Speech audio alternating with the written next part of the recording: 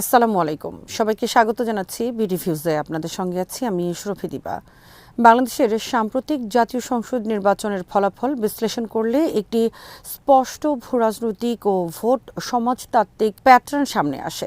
যেখানে ঐতিহাসিকভাবে আওয়ামী লীগ শক্তিশালী ছিল, সেখানে মূল লড়াইয়ে সুবিধা পেয়েছে বিএনপি। আর যেখানে বিএনপি দীর্ঘদিন ধরে একচ্ছত্র প্রভাব ধরে রেখেছিল, সেখানে অপ্রত্যাশিতভাবে ভালো ফল করেছে জামাত জোট।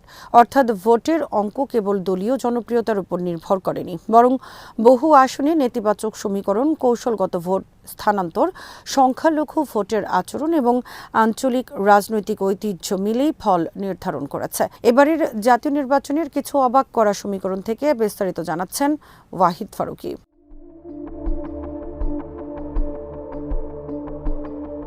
এই নির্বাচনে সামগ্রিকভাবে বিজয়ী হয়েছে বাংলাদেশ জাতীয়তাবাদী দল বিএনপি, আর জামাতের নেতৃত্বে প্রতিদ্বন্দ্বিতা করেছে জামাতি ইসলামী ও তাদের জোটসঙ্গীরা। অন্যদিকে ঐতিহাসিকভাবে শক্তিশালী হলেও এই নির্বাচনে প্রতিদ্বন্দ্বিতায় অনুপস্থিত ছিল রাজনৈতিক কর্মকাণ্ড নিষিদ্ধ থাকা বাংলাদেশ আওয়ামী লীগ। ফলে আওয়ামী লীগের ভোট ব্যাংকের কৌশলগত আচরণই হয়ে ওঠে নির্বাচনের নীতি নির্ধারণী।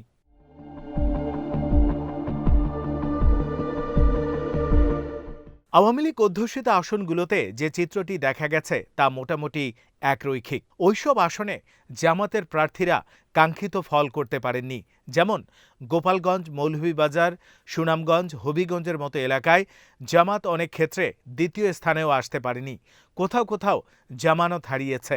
গোপালগঞ্জ, যা দীর্ঘদিন ধরে আওয়ামী লীগের রাজনৈতিক দুর্গ হিসেবে পরিচিত, সেখানে জামাত প্রার্থীরা তৃতীয় বা তার নিচে অবস্থান করেছে।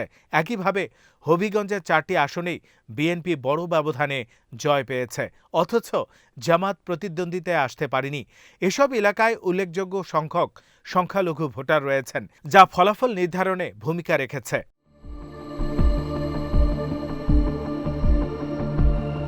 এখানে একটি গুরুত্বপূর্ণ প্রবণতা লক্ষণীয়।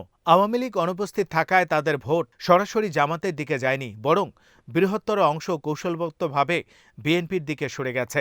স্থানীয় পর্যায়ের রাজনৈতিক বাস্তবতা, প্রার্থীর গ্রহণযোগ্যতা এবং কম ঝুঁকির বিকল্প মনস্তত্ত্ব মিলিয়ে আওয়ামী ভোটারদের বড় অংশ ধানের শীষে ভোট দিয়েছেন বলে একাধিক এলাকায় ফলাফলে ইঙ্গিত দেয়। এর প্রকৃষ্ট উদাহরণ ছিল ঠাকুরগাঁও 2 ও দিনাজপুর 6 আসন।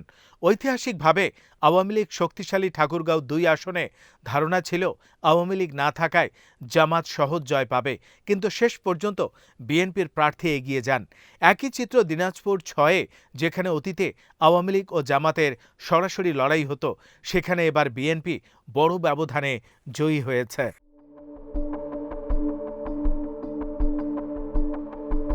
রংপুর বিভাগে ফলাফল ছিল আংশিক ব্যতিক্রমী। 33 আসনের মধ্যে 18টিতে জয় পেয়েছে জামাত জোট, কিন্তু বৃহত্তর দিনাজপুরের 11 আসনের একটিতেও তারা জিততে পারেনি। অর্থাৎ বিভাগীয় সাফল্যের আড়ালে উপ আঞ্চলিক বৈষম্য রয়েছে।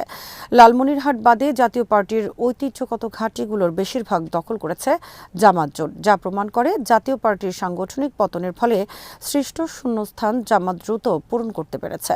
রংপুরে জাতীয় পার্টির দীর্ঘদিনের ভোটাররা বিকল্প হিসেবে জামাতকে গ্রহণ করেছেন, বিশেষত যখন আওয়ামী লীগ রাজনীতির মাঠে নেই।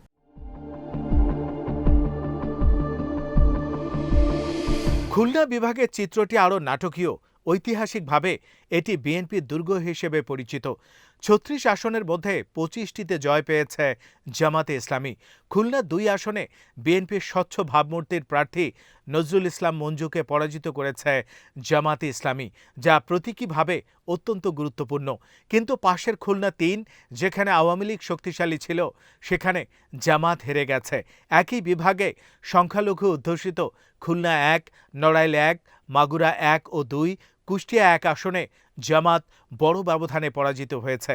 অর্থাৎ একই বিভাগের মধ্যেই ভোটের আচরণ ভিন্ন, যা জনসংখ্যাগত গঠনের সঙ্গে গভীরভাবে সম্পর্কিত।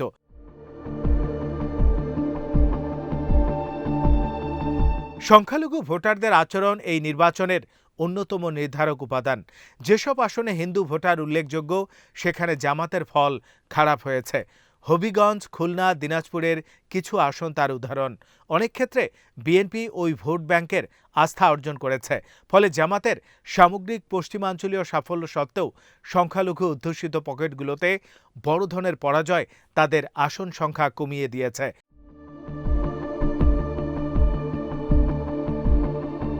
পূর্বাঞ্চলে জামাতের ভরাডুবি আরও স্পষ্ট।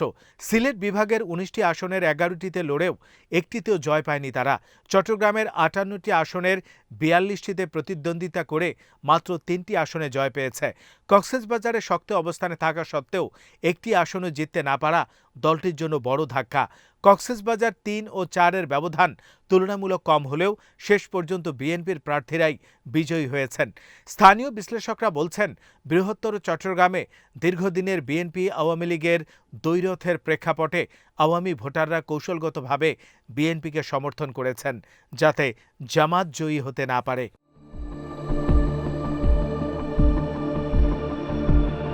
মধ্যাঞ্চলেও ফল সীমিত। ময়মনসিংহ, ঢাকা ও বরিশাল মিলিয়ে ১১৫ আসনের মধ্যে মাত্র ১৩টিতে জয় পেয়েছে জামাত।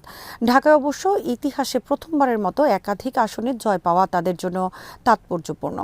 জাতীয় ট্রেন্ড, নগর মধ্যবিত্ত ভোটারদের বিভক্তি এবং ত্রিমুখী প্রতিযোগিতার কারণে অপরিচিত প্রার্থীরাও জয় পেয়েছেন। তবে কয়েকটি আসনে অল্প ব্যবধানে হার ইঙ্গিত দেয় সংগঠন ও ভোটকেন্দ্র ব্যবস্থাপনায় সামান্য ঘাটতিও ফল বদলে দিতে পারে। সামগ্রিক চিত্রে দেখা যাচ্ছে জামাতের শক্তি বেড়েছে ওইসব এলাকায় যেখানে বিএনপি ঐতিহাসিকভাবে শক্তিশালী ছিল। ফেনী, লক্ষ্মীপুর, নোয়াখালী, বগুড়া, জয়পুরহাট এসব বিএনপি অধ্যুষিত এলাকায় জামাত হয় জিতেছে, নয়তো সমানে সমানে লড়েছে। জয়পুরহাট ১-এ তো তারা ঐতিহাসিকভাবে বিএনপির অজেয় দুর্গে জয় পেয়েছে। ফেনী ৩-এ প্রভাবশালী বিএনপি প্রার্থীর বিরুদ্ধে ৪০% ভোট পাওয়া জামাতের সাংগঠনিক সক্ষমতার ইঙ্গিত দেয়।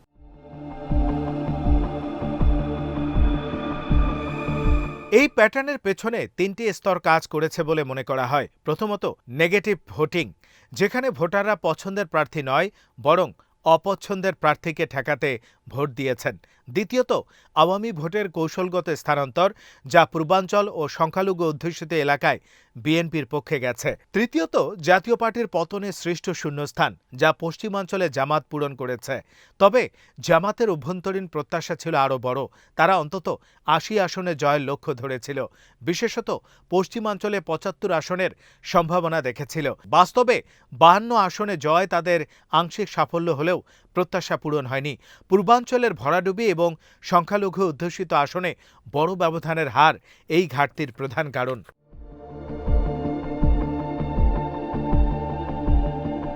বিএনপির জন্য ফলাফল দ্বিমুখী বার্তা বহন করে। একদিকে আওয়ামী লীগের দুর্গগুলোতে বড় জয় তাদের সাংগঠনিক পুনরুত্থানের প্রমাণ, অন্যদিকে বিএনপির নিজস্ব ঘাঁটিতে জামাতের উত্থান ভবিষ্যতের জন্য সতর্ক বার্তা। বিশেষত খুলনা, বগুড়া, ফেনী, লক্ষ্মীপুরে জামাতের শক্ত অবস্থান প্রমাণ করেছে বিএনপির ঐতিহ্যগত ভোট ব্যাংক আর একমুখী নয়।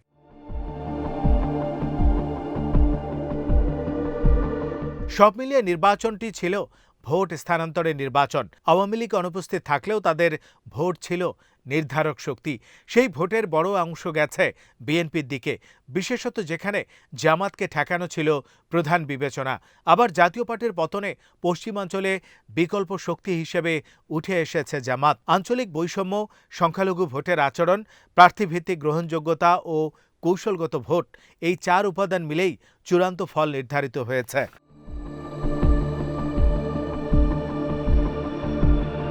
এই নির্বাচনের ফলাফল তাই কেবল আসন সংখ্যার হিসাব নয়, এটি বাংলাদেশের রাজনৈতিক মানচিত্রে ভোটার আচরণের পুনর্বিন্যাসের ইঙ্গিত। আওয়ামী ভোটের কৌশলগত স্থানান্তর, বিএনপির দুর্গে জামাতের উত্থান, সংখ্যালঘু ভোটের একমুখী অবস্থান এবং জাতীয় পার্টির পতন, সব মিলিয়ে একটি নতুন দ্বিমেরু কাঠামো গড়ে উঠেছে, যার কেন্দ্রবিন্দুতে রয়েছে বিএনপি ও জামাতের প্রতিদ্বন্দ্বিতামূলক সহাবস্থান। আগামী নির্বাচনী চক্রে এই সমীকরণ আরও জটিল হবে, কারণ এখন প্রতিটি দল জানে সরাসরি সমর্থকের পাশাপাশি অন্যের ভোট অর্জন করাই হবে বিজয়ের চাবিকাঠি। আজ এখানেই শেষ করছি। সবাই ভালো থাকুন, সুস্থ থাকুন আর দেখতে থাকুন বিডি ভিউজ। চ্যানেলটি ভালো লাগলে সাবস্ক্রাইব করুন, সংযুক্ত থাকুন আমাদের ফেসবুক পেজে। আল্লাহ হাফেজ।